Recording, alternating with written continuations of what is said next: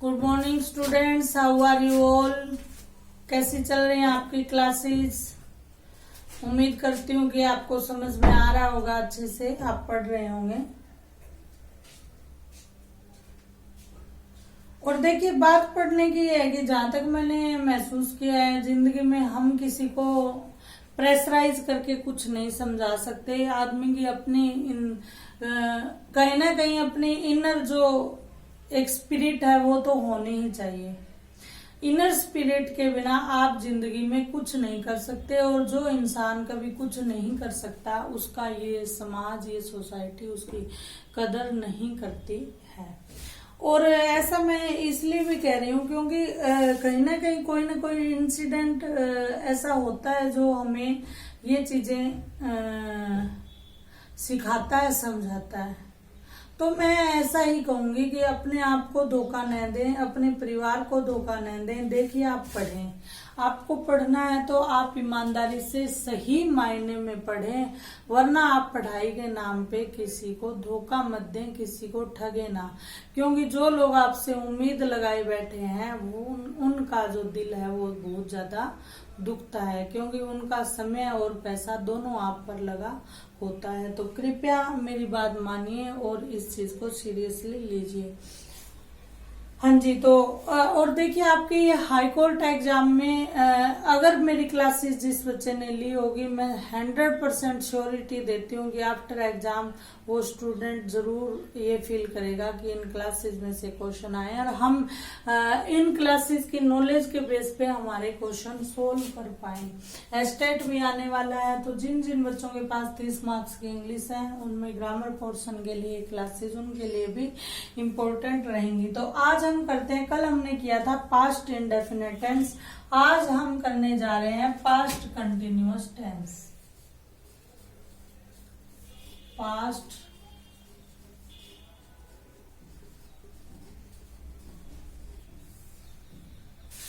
Continuous tense में voice कैसे बनेगा। तो सबसे पहले तो हम एक्टिव वॉइस का ही स्ट्रक्चर देखते हैं। पास्ट कंटिन्यूअस की बात कर लेते हैं कि इसकी पहचान क्या होगी। इसकी पहचान होगी कि ऐसा कोई कार्य जो लगातार कुछ समय से चल रहा था लेकिन पास्ट में, ठीक है, तो वह निरंतरता का आपको एहसास होगा। उसके साथ ही साथ वाक्य के अंत में था, थे, थी, आएगा, रहा था, रही थी, रहे थे, इस तरह के जो वाक्य बनेंगे वो पास्ट कंटिन्यूअस टेंस में बनेंगे। अब इस टेंस में हम वाक्य बनाएंगे कैसे, हमारा स्ट्रक्चर कैसे रहेगा, तो वो हमारा जो स्ट्रक्चर है वो एक्टिव वॉइस का रहेगा, सब्जेक्ट प्लस हेल्पिंग वर्ब। अब मैंने बताया था कि प्रेजेंट में हेल्पिंग वर्ब इजएमआर होती है, तो पास्ट की हेल्पिंग वर्ब क्या बन जाएगी, वाज वर्ब, प्लस वर्ब की फोर्थ फॉर्म प्लस ऑब्जेक्ट। ठीक है, जैसे एक वाक्य, मैं पढ़ा रही थी, आई, ठीक है, वाज, ठीक है, रीडिंग, टीचिंग।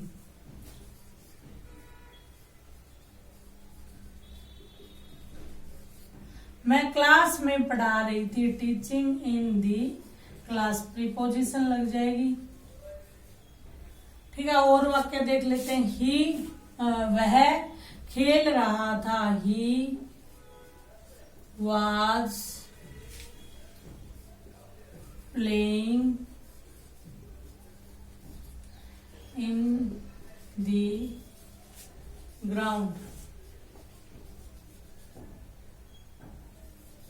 ठीक है, और इसके आगे हम और कोई वाक्य देख लेते हैं। जैसे वाक्य देख लेते हैं, राम कार चला रहा था, तो Ram was driving A car. ठीक है, वह खाना बना, वे कर लेते हैं, वे खेल रहे थे, दे वर। अब वर यहाँ क्यों आ गया, क्योंकि यहाँ सब्जेक्ट बहुवचन आ गया। दे वर प्लेइंग क्रिकेट। लेकिन आज कल आप क्रिकेट को देखने ज्यादा, खेलने से ज्यादा देखने का काम कर रहे हैं, तो आप ऐसे कह सकते हो दे वर वॉचिंग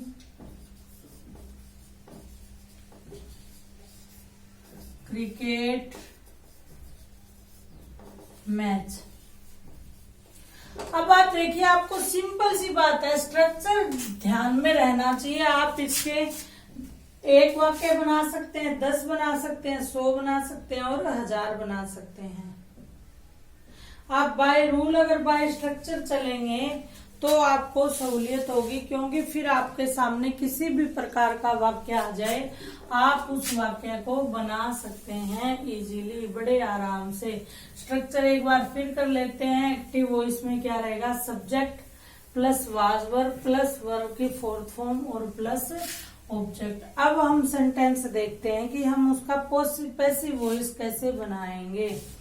जैसे क्या है, आप एक सेंटेंस देखिए, वे पतंग उड़ा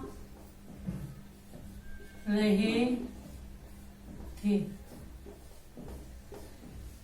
ठीक है, वे पतंग उड़ा रहे थे। अब हम पहले इसका बनाते हैं एक्टिव वॉइस। अब सब्जेक्ट, सब्जेक्ट क्या हमारा, दे। दे के साथ बहुवचन है तो लगेगा वर, दे वर। अब उड़ाना मतलब वर्ब है ना, वर्ब की फर्स्ट फॉर्म फ्लाई, फ्लाई उड़ाना, और फ्लाइंग क्या है, उड़ा रहे थे। इसकी सेंस आ जाएगी, दे वर फ्लाइंग। ठीक है, दे वर फ्लाइंग। अब वो क्या उड़ा रहे थे,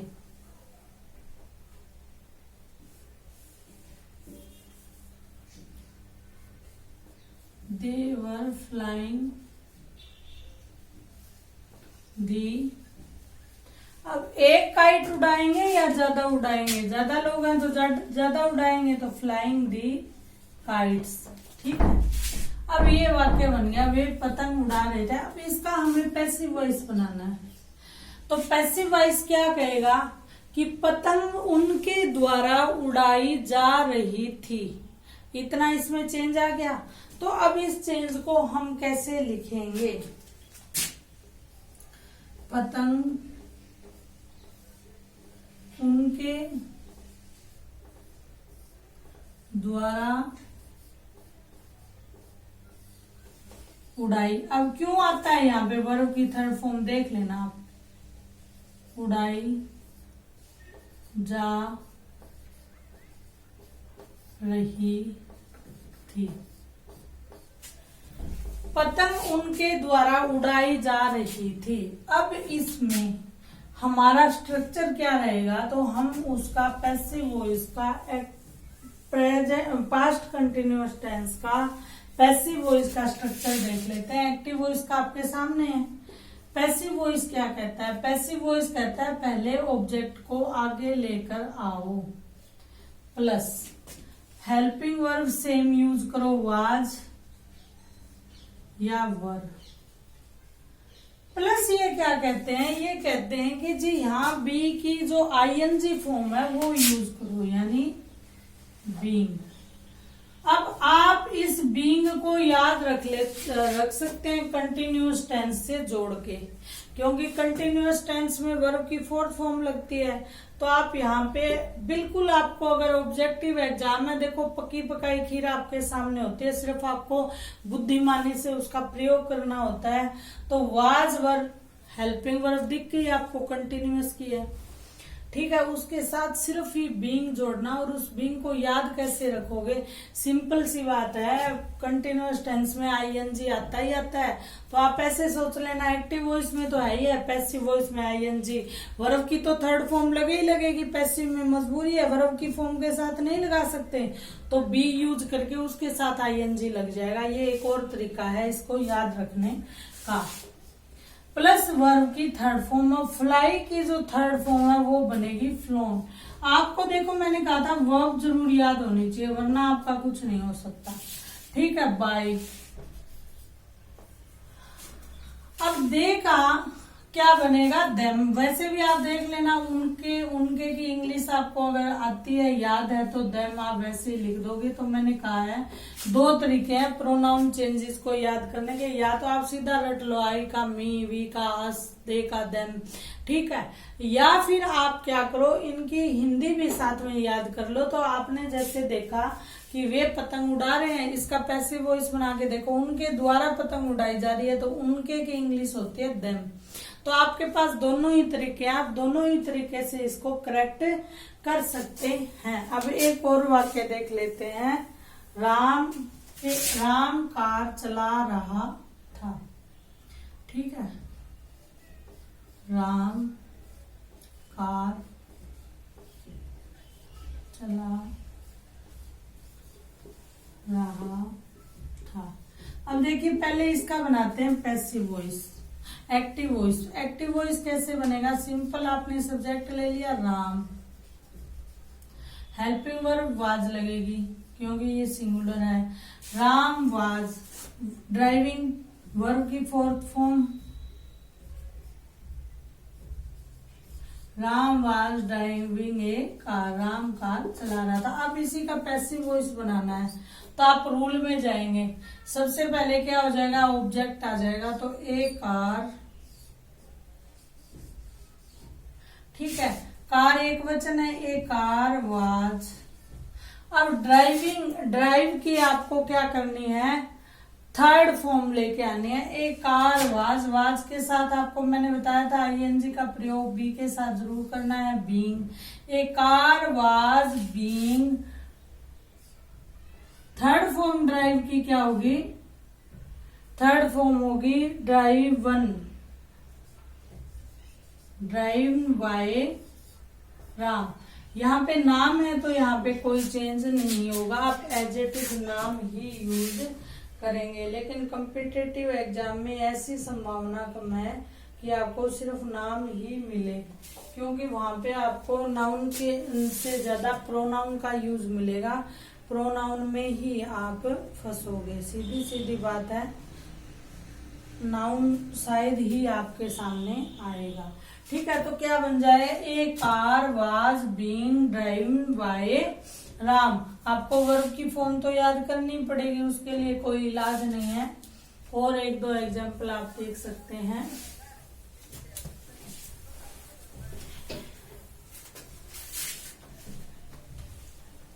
वह खाना बना रही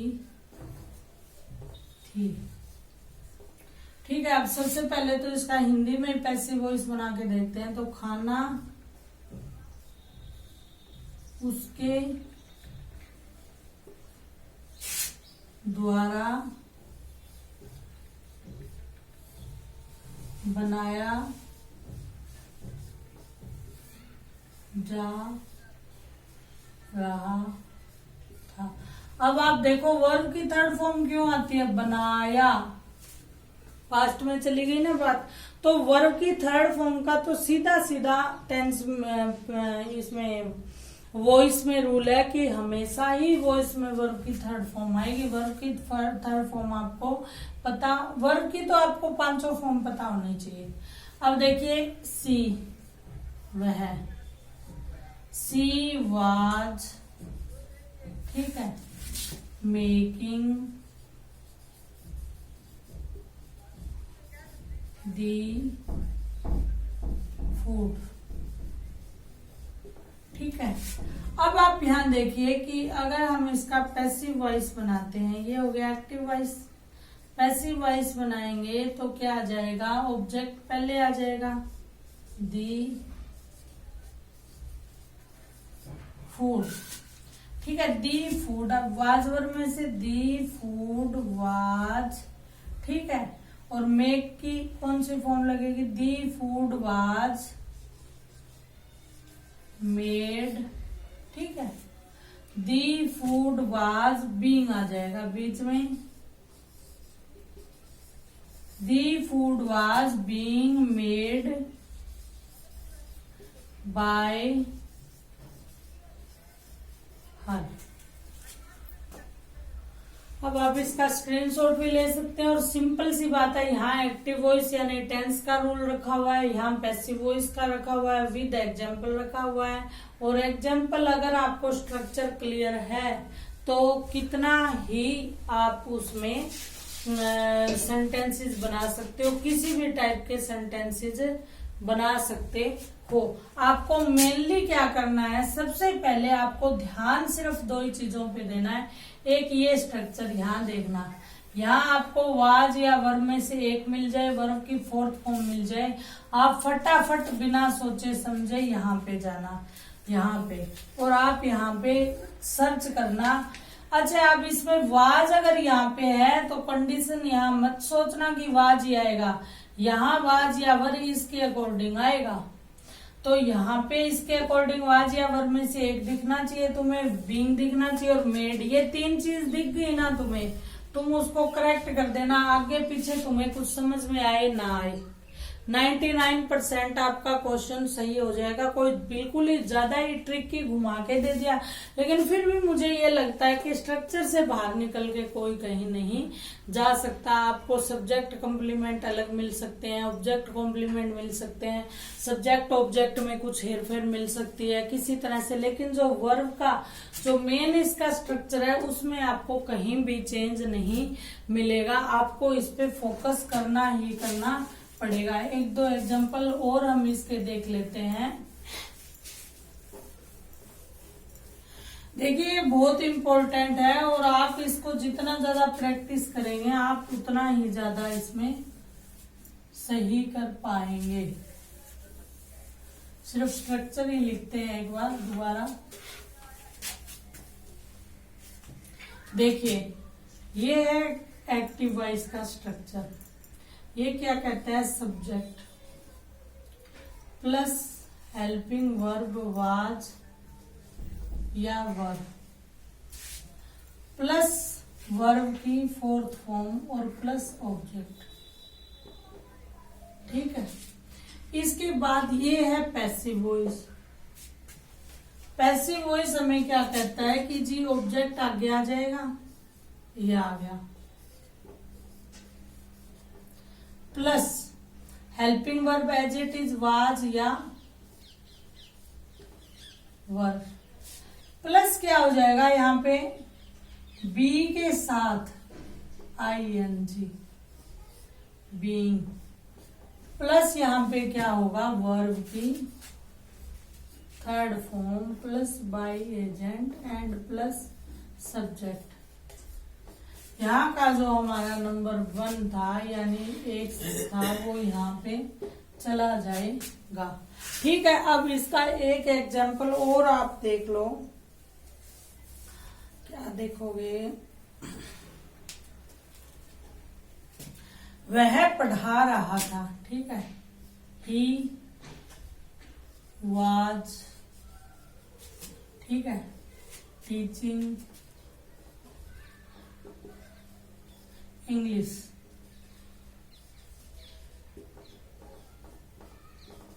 ठीक है, अब इसको हम पैसिव वॉइस बनाएंगे तो क्या हो जाएगा, इंग्लिश। ठीक है, अब इंग्लिश एक वचन है, सब्जेक्ट है, इंग्लिश वाज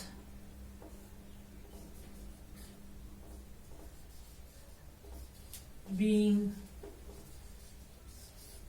ठीक है, English was being taught, teach की थर्ड फॉर्म क्या हो जाएगी, taught.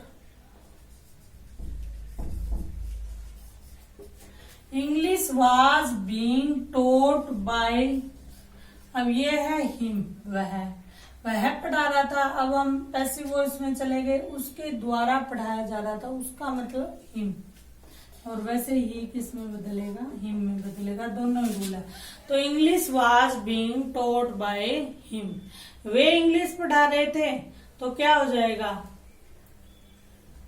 English was being taught by them. अब वे देख के यहाँ पे वर नहीं आएगा, ये बात आप दिमाग में बिल्कुल यहाँ गलती मत कर देना।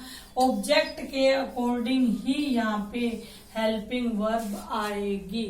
तो आज की क्लास में इतना ही। कल हम दोबारा मिलते हैं। कल की क्लास में हम करेंगे पास्ट परफेक्ट टेंस का पैसिव वॉइस कैसे बनता है। तब तक के लिए ओके बाय, टेक केयर।